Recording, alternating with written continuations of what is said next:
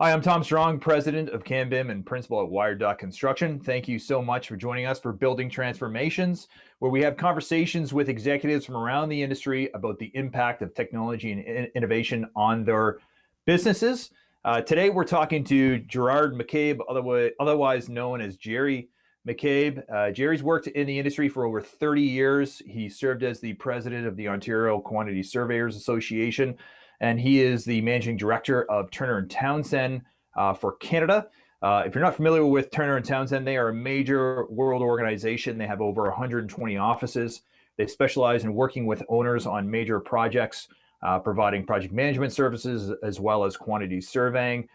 They also are launching new services that relate to technology, including data strategy and technology strategy. Jerry's got amazing insights into what's happening around our industry. We had a really great conversation. Very excited to share it with you. Let's get into it.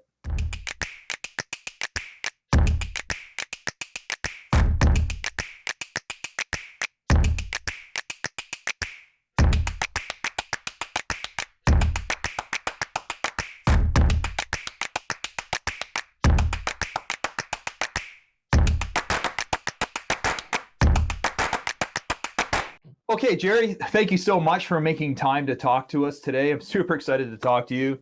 Maybe we can start by just give us a bit of background on Turner and Townsend. You know, the services that you provide, the history of the company, and your footprint globally. Sure. Thanks, Tom. I really appreciate the opportunity to talk to you. Turner and Townsend's a UK-based independent professional services company. Actually, it's our 75th anniversary this year. We were founded in 1946 in a northern town in the UK. Since then, we've grown into a global business. It's an independent business. It's privately held. We have 111 offices in 45 countries. We specialize in program management, project management, cost management. We provide consulting across real estate infrastructure and natural resources. And we draw on our pretty extensive global industry experience to manage risk for clients while maximizing value and performance during construction and operations of our clients' assets. There's so few companies that I can think of that have such a global perspective across the world. Like, how do you tap into that knowledge base? How do you share information across the whole enterprise? It's really important. It's actually one of the real benefits of the business. It's a very joined up business. In fact, we act as one business. It's one of our values. And because we're market leaders we're shaping industry where we work, and by investing in capability and delivering sort of innovative solutions, we sort of transform capital programs. And because we're a global business and we're providing sort of consistent service to our clients around the world, we take that knowledge and we transfer it between our people, which is key, and between regions and between sectors, and really take what we consider to be global best practice and what has been adding value to our clients and what has resonated with the clients, and we bring that to wherever our clients are. It's a fundamental cornerstone to the success of our business. Yeah, and it really is successful. I mean, you've expanded into Canada. I think about 10 years ago, the Canadian office started, and seems like I've seen Turner and Townsend on like all the major projects that I've experienced in my career. So, really great formula. When did you join Turner and Townsend, and like why did you take the role, or what were the circumstances by which you became part of the team there?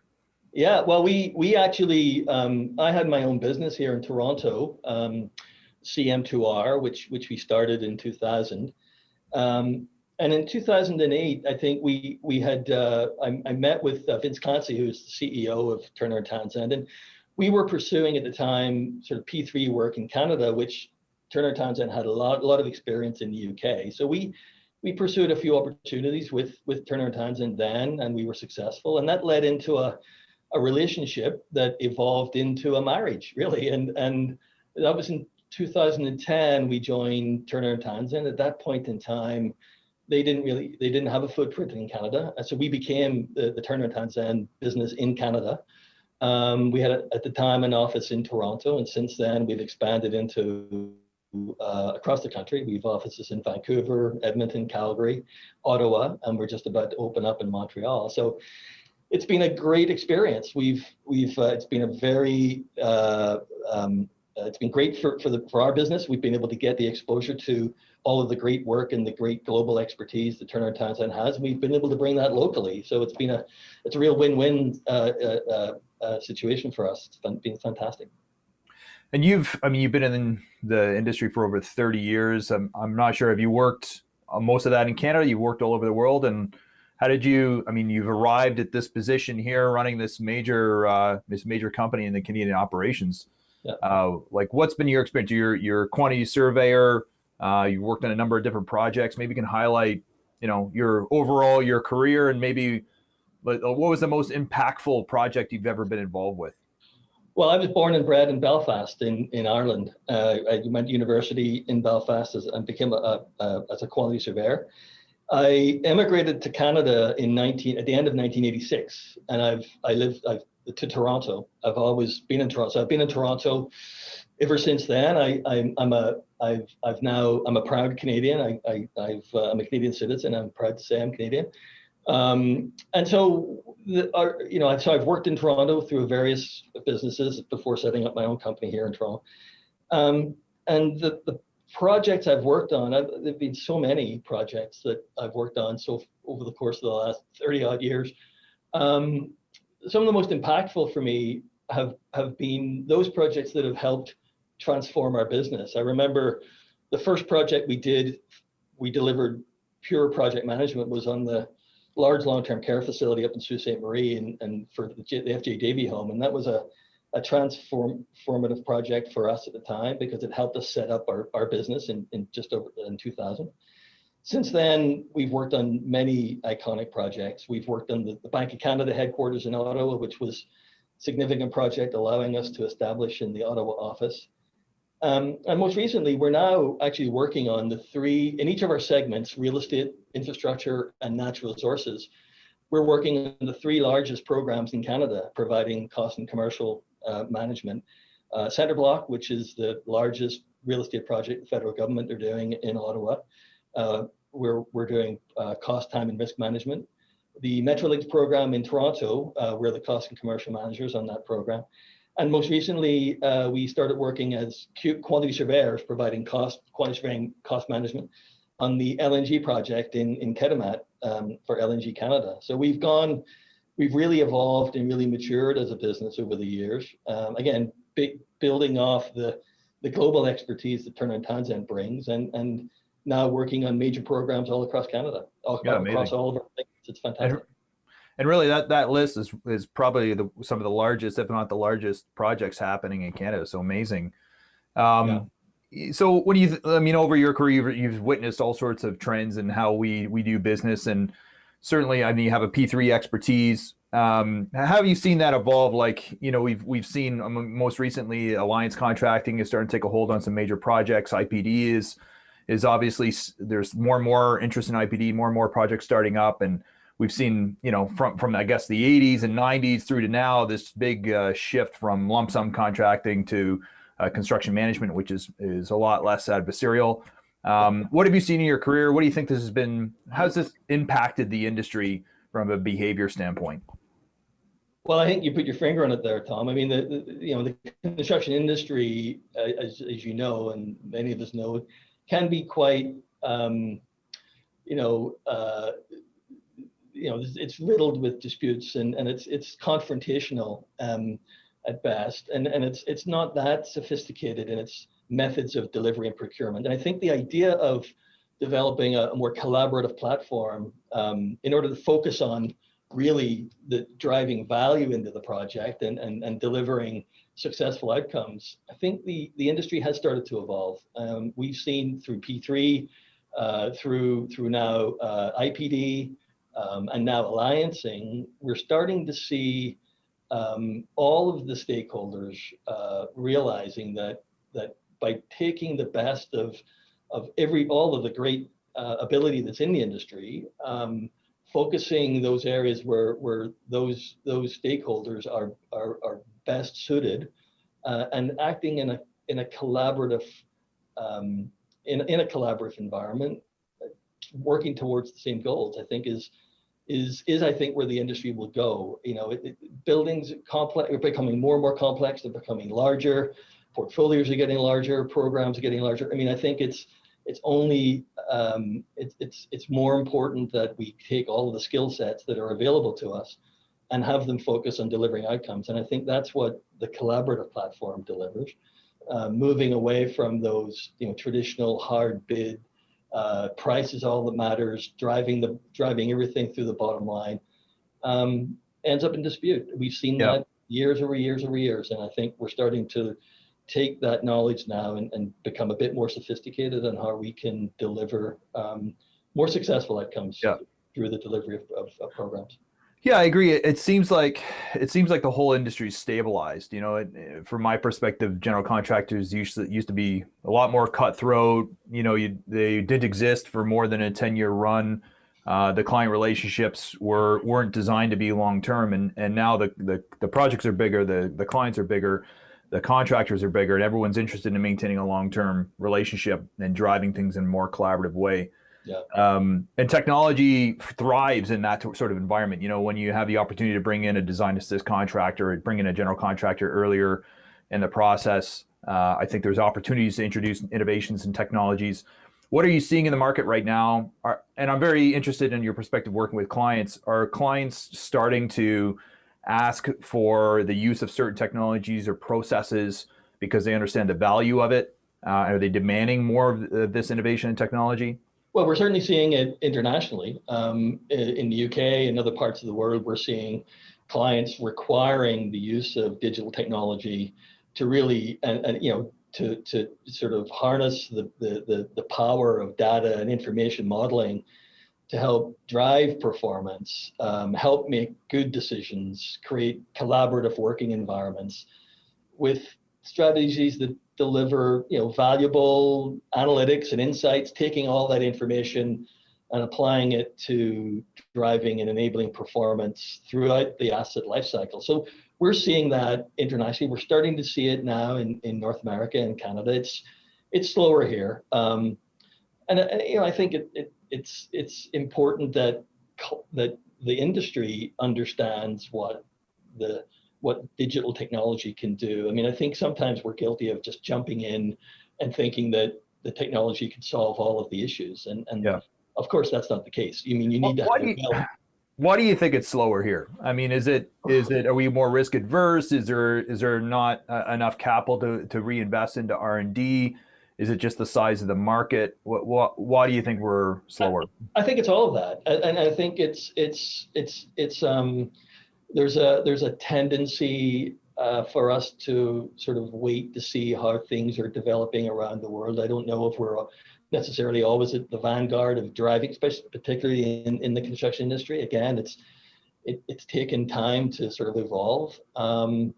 So I think that, but I think it's inevitable. I don't think in the next 5 years we'll be having this conversation about when will technology start to help drive performance in construction. It will be doing it, and we will be moving along. But I think there's an education process, particularly of clients, particularly being able to show how the performance can be enhanced and enabled through technology.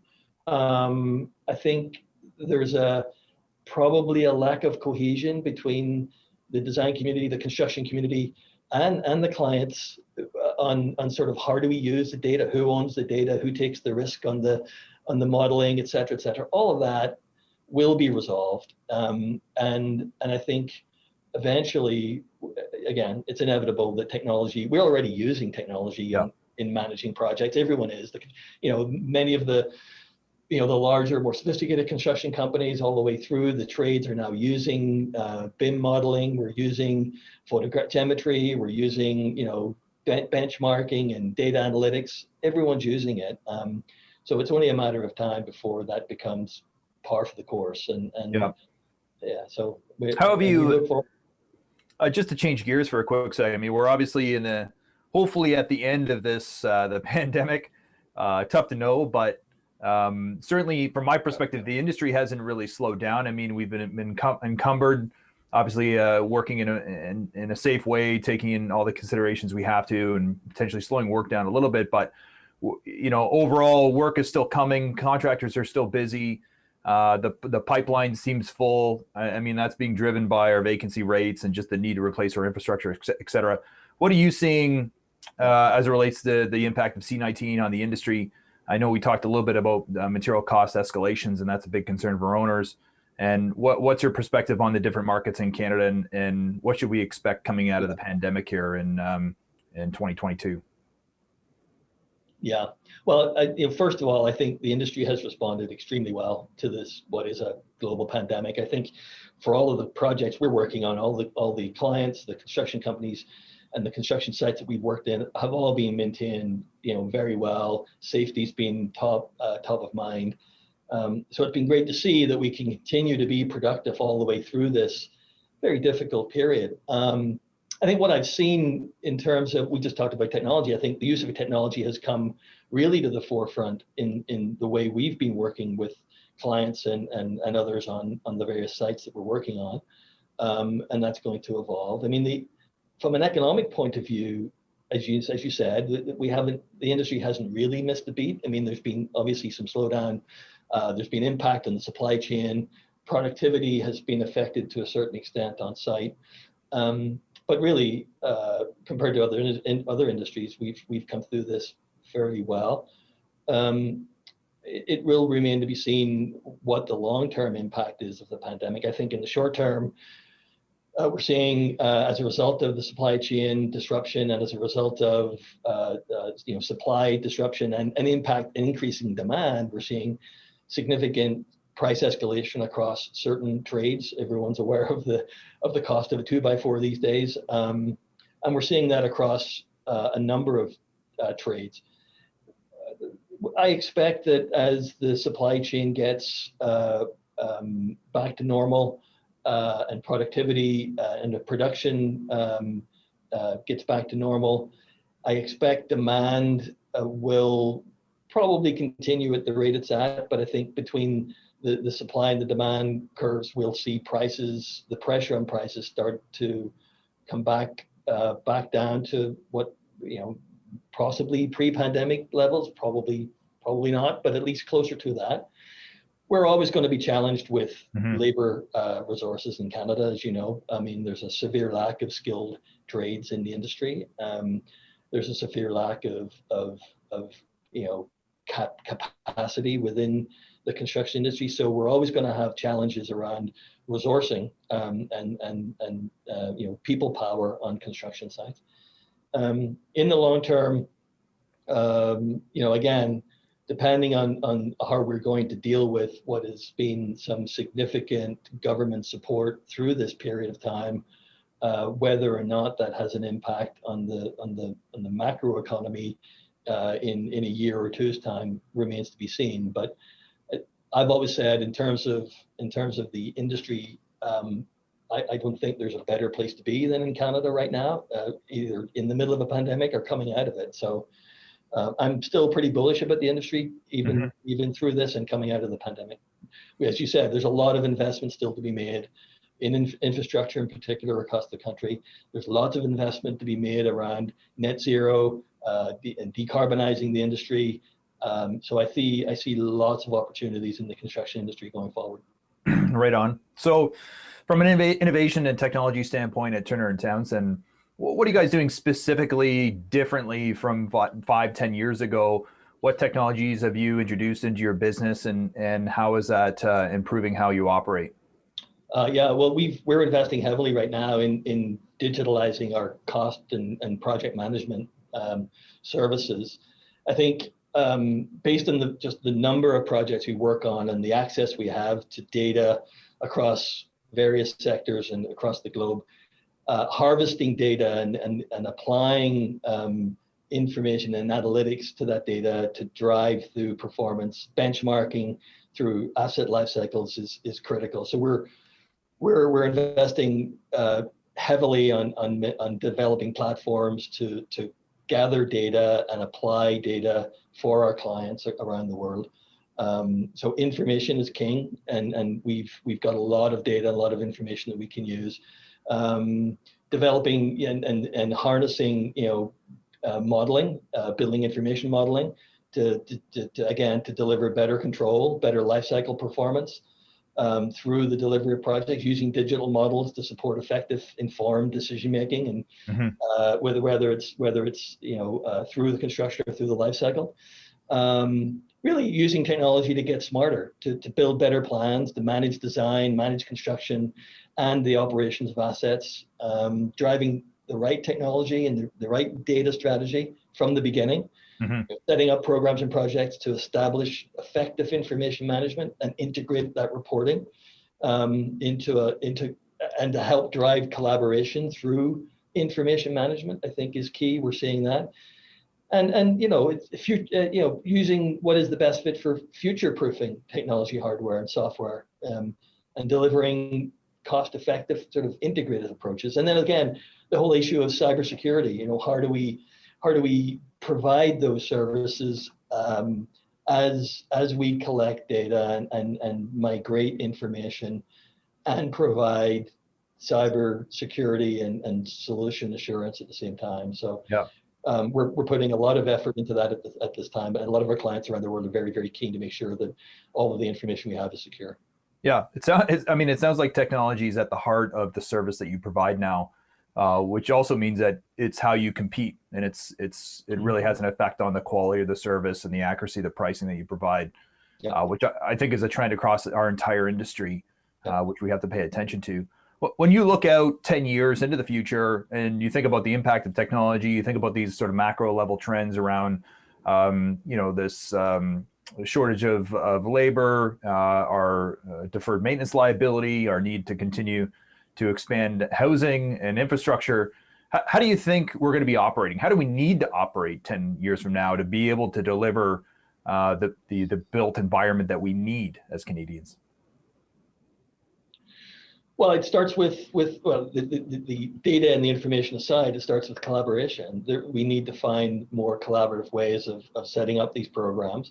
I think the industry will evolve with the shortage of labor. We are going to have to evolve into a more manufactured for construction process. We started to see it happening. Certainly, the use of modularization in other parts of the world has evolved. We're starting to see it come into Canada. It has its limitations, I think. There's a large amount of investment that has to be made up front to make it successful, and we've seen some challenges with that in the past. But I think for certain asset types, it's going to be the approach in the future. Housing, for example, we've seen modularized housing across the world being used very, very successfully. I think we can see that. And other areas of construction, I think modularization is going to become more and more important. But I think more important than that, though, is how we procure programs and how we procure the delivery of construction and capital projects. I think is going to have to evolve. We really do have to get away from the sort of the confrontational process that we've been used to over the last, certainly I've been used to over the last 30 odd years. Well, it's encouraging. It's encouraging to see alliance contracting take root. I mean, the P3 model, as you know, has had a huge impact on how we collaborate. So I think it's all very encouraging, and I do believe that the C-level executives across the industry are all thinking about digital strategy and how to incorporate new technologies into the business and realize that's how they compete these days. Absolutely, and the other area, Tom, that I think will be critical in the next 10 years.